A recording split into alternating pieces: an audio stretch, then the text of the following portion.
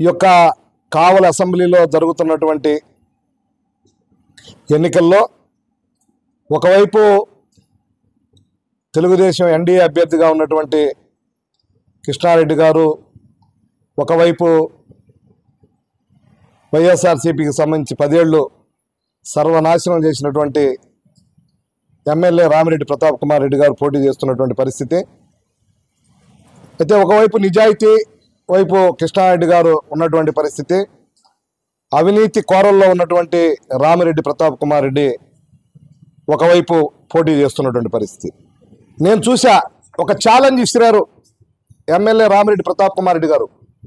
నేను కానీ కబ్జాలు చేసుంటే, నేను కానీ అవినీతి చేసుంటే, నేను కానీ దోచుకొని ఉంటే నేను ఎలక్షన్ నుంచి తప్పుకుంటానని చెప్పి చెప్పడం జరిగింది.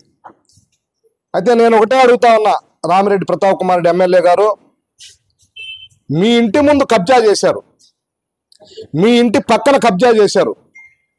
ఆ కబ్జా చేసినటువంటి స్థలాన్ని బ్యాంకులో కుదవబెట్టి లోను తీసుకొచ్చింది వాస్తవం కాదా? నేను విత్ పేపర్స్తో కూడా ఆ రోజు కూడా చెప్పడం జరిగింది, దాదాపు నెలల క్రితం. మీకు బ్యాంకులు ఎలా దాని మీద లోన్ ఇచ్చిందో, లేకుంటే అధికారులు ఏ విధంగా మీకు సపోర్ట్ చేశారో ప్రజలకైతే తెలియదు. కానీ మీరు కబ్జా చేయలేదని ఒక మాట అన్నారు కాబట్టి వాస్తవాలు ఇప్పుడు కూడా మీ ముందు ఆ కబ్జా చేసిన స్థలాన్ని నిరూపించడానికి సిద్ధంగా ఉంది మా ఎన్డీఏ అభ్యర్థి అని చెప్పి మీ అందరికి కూడా తెలియజేస్తూ ఉన్నా. ఎందుకంటే ఇప్పటి వరకు మీ సమాధానం లేదు. ఆ స్థలం మీదా? ఆ స్థలంకి పట్టా ఉందా? ప్రభుత్వ స్థలమా? వాస్తవాలు మీరు చెప్పాలి. నేను ఒక ఉదాహరణ చెప్పా. ఈ విధంగా చూసుకుంటా పోతే బిట్రగుంటలో కావచ్చు, దగదత్తిలో కావచ్చు, రూరల్లో కావచ్చు, కావలి పట్టణంలో కావచ్చు, మీ కబ్జాలకి అంతు లేదు. రాబోయే రోజుల్లో మీ యొక్క ప్రభుత్వం పతనం స్టార్ట్ అయింది. ఎందుకంటే ఎన్డీఏ ఇక్కడ ఉన్నటువంటి పరిస్థితుల్లో ప్రభుత్వం రాబోతోంది. నేను అనేక మందికి చెప్తూ ఉన్నా, ఈ యొక్క ప్రాంతంలో ఖచ్చితంగా మొదట ఓడిపోయేటువంటి అభ్యర్థి ఎవరన్నా ఉన్నారంటే రామిరెడ్డి ప్రతాప్ కుమార్ రెడ్డి ఎమ్మెల్యే అని చెప్పి. ఎందుకు చెప్తున్నానంటే ఎక్కడ చూసినా ఇసుక దంద, గ్రావిలు, అదేవిధంగా మట్టి, మీ కనుసైగలో అనేక ప్రాంతాల్లో మనుషులను పెట్టి ఒక్కొక్కరికి ఒక్కో బాధ్యత ఇచ్చి నిజంగా వసూలు చేయలేదని మీరు తడి బట్టలతోటి శివాలయంలో మీరు బావిలో మునిగి శివాలయంలో కానీ కలుగోలమ్మ గుళ్ళో కానీ మీరు తడిగుడ్డలతో ప్రమాణం చేస్తారా? నేను చేస్తా. మీకు దమ్ము ధైర్యం ఉంటే, మీకు నిజాయితీ పనులు అయితే రాండి, ప్రమాణం చేద్దరు రండి. నేను నిజాయితీ పనులు నేను కావల్లో దోచుకోలేదని మీరు చెప్తా ఉన్నారు. మీరు దోచుకున్నది వాస్తవం అని చెప్పి నేను ప్రమాణం చేస్తా. మీరు ప్రమాణం చేసేదానికి సిద్ధమా అని చెప్పి నేను ఈరోజు మిమ్మల్ని ప్రశ్నిస్తూ ఉన్నా. అదేవిధంగా భోగోల్లో ఉన్నటువంటి ఆ లాస్ట్లో ఏ విధంగా గ్రావిలంతా కూడా మీ అనుయులు ఉన్నటువంటి మురళీరెడ్డి వీళ్ళందరూ కూడా ఏ విధంగా కబ్జా చేశారో మీకు తెలియదా? మీరు భాగస్తులు కాదా? ఎక్కడ రియల్ ఎస్టేట్ చేసినా ఈ కావల ప్రాంతంలో, కావల అసెంబ్లీలో ఎవరు రియల్ ఎస్టేట్ చేసినా మాలాంటి వాళ్ళు తప్ప. మీరు భాగస్వామి లేరని చెప్పి మీరు ప్రమాణం చేస్తారని చెప్పి నేను అడుగుతా ఉన్నా. అదేవిధంగా ఒక టిప్పర్కి 3,000 రూపాయలు మట్టికి డబ్బులు తీసుకుంది వాస్తవం కాదా? రిజిస్ట్రార్ దగ్గర డబ్బులు తీసుకుంది వాస్తవం కాదా? ఆర్డీఓ గారి దగ్గర కన్వర్షన్ విషయాల్లో ఎంత డబ్బులు తీసుకున్నారో ప్రజలందరూ కూడా చెప్పుకుంటా ఉన్నారు. మీరు మట్టి తోలితే డబ్బులు, ఇసుక తోలితే డబ్బులు, కన్వర్షన్ పోతే డబ్బులు, రిజిస్టర్ అయితే డబ్బులు, ఈ విధంగా ఈ కావల్ని దోపిడీ చేసినటువంటి పరిస్థితి మీరు కాదని అడుగుతా ఉన్నా. మీరు చాలా చెప్తూ ఉన్నారు, నేను ఈ యొక్క 5 సంవత్సరాల్లో అనేకమైనటువంటి అభివృద్ధులు చేశాను. ఒకసారి తుమ్మలపేంట రోడ్డుకు రా, మీకు కనీసం జ్ఞానం ఉన్నా, మీకు కనీసం దేవుడు ఆ జ్ఞానం పెట్టుంటే ఆ తుమ్మలపేంట రోడ్ని ఏ విధంగా ఆ గుంటల మిట్టలు ఉన్నాయో ఒక్కసారి ఆలోచన చేస్తే మీ అభివృద్ధి అంతా కూడా కనిపిస్తుంది.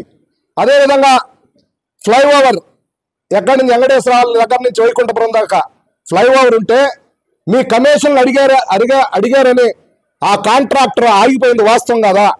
మీ యొక్క ప్రభుత్వం 5 సంవత్సరాల ప్రభుత్వం నువ్వు ఇక్కడ రాజులాగా బిహేవ్ చేసినటువంటి పరిస్థితి మీరెందుకు ఆ ఫ్లైఓవర్ వేయలేకపోయి వైకుంఠపురం వాసులందరూ కూడా ఆలోచన చేయాలి. ఈరోజు ఓట్లు వచ్చాయి, అందరూ కూడా వర్గాలుగా విడిపోయి మీరు మళ్ళా భవిష్యత్తుని, రాబోయేటువంటి భవిష్యత్తుని కూడా కావలి అభివృద్ధికి మీరు అందరూ కూడా సహకరించాలి. ఎందుకంటే ఏ విధంగా ఫ్లైఓవర్ని ఈరోజు కట్టకుండా ఆపేశారో మనందరం కూడా తెలుసు. ఇలా చెప్పుకుంటా పోతే మీరు ఏ అభివృద్ధి చేశారో ఒక్కసారి కనీసం మీ ఇంటి ముందు రోడ్డు వేసుకున్నారా? మీ ఇంటి ముందు రోడ్డు వేసుకునే గతి కూడా మీకు లేదు. ఇలాంటి దుర్మార్గమైనటువంటి పరిపాలన చేసి ఎక్కడ అభివృద్ధి చేశారో చెప్పండి. సెంట్రల్ గవర్నమెంట్ ఫండ్స్ తప్ప అవి కూడా డైవర్ట్ చేసి మీరు ఎక్కడ చేసి ఒక్క నీతోటి జరిగేటువంటి 4-5 తప్ప. నేను మళ్ళీ మిమ్మల్ని ఒక విషయం అడుగుతా ఉన్నా. ఆ రోజు సుకుమార్ రెడ్డి ఈరోజు అన్నీ చేశాడు, అందుకని నేను సుకుమార్ రెడ్డిని బహిష్కరించా అన్నావు. ఆ సుకుమార్ రెడ్డిని నువ్వు ఎమ్మిడి పెట్టుకొని తిరుగుతా ఉన్నావు. కనీసం సిగ్గు సీఎం ఏమన్నా ఉందా? ఒక్కసారి ఆలోచన చేయాలి. ఎందుకంటే నువ్వు అవినీతి పౌరుడు అని చెప్పావు, నువ్వే చెప్పావు. అదే సుకుమార్ రెడ్డి ఈరోజు నీతో తిరుగుతున్నాడు, విజయసాయి రెడ్డి గారితో తిరుగుతున్నాడు. మంచి పునీతుడు అయిపోయాడా?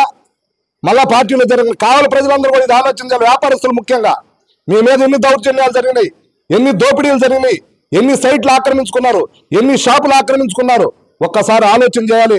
అదేవిధంగా మీరు ఎంత ల్యాండ్ ఆక్రమించుకున్నారు, ఎన్ని గుంటలు, ఎన్ని కాలువలు, ఇవన్నీ కూడా జవాబు చెప్పాల్సినటువంటి అవసరం ఉంది. మీకు 30 రోజులు మీకు టైం ఉంది. ఇకనైనా సరే మీరు చిన్న చిన్న మంచి పనులన్నా చేయండి. మీరు చేసిందంతా దుర్మార్గం, దోపిడీ. మళ్ళీ నన్ను నిరూపించు, నేను తప్పుకుంటా అన్నావు. నేను అన్నీ చెప్తా ఉన్నా, నేను వాస్తవాలు కాదని చెప్పి.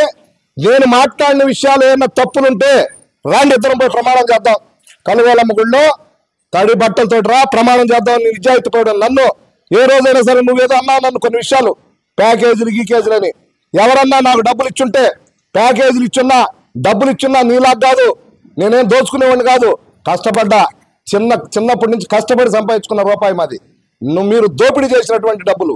బెంగళూరులో బిజినెస్ సరిలేదని కావల్లో బిజినెస్ చేసినటువంటి ఏకైక వ్యక్తి రామిరెడ్డి ప్రతాప్ కుమార్ రెడ్డి. ఆ రోజు అందరికి అభయించారు, నేను బెంగళూరు లాగా సిటీ లాగా డెవలప్ చేస్తానంటే అందరూ ఆశ్చర్యపోయారు.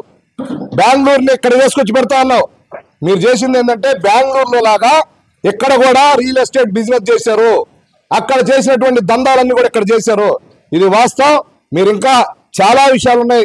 రాబోయే రోజులు, ఈ 30 రోజుల్లో మీ యొక్క జీవిత చరిత్ర అంతా కూడా బయట పెట్టేదానికి సిద్ధంగా ఉంది.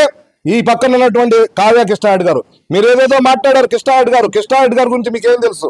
స్టూడెంట్ దగ్గర నుంచి, ఎక్కడైతే స్టూడెంట్ దగ్గర నుంచి అవినీతి కానీ, కాలేజీలో విషయాలు కానీ, ఒక కష్టపడ్డాడు, నష్టపోయాడు.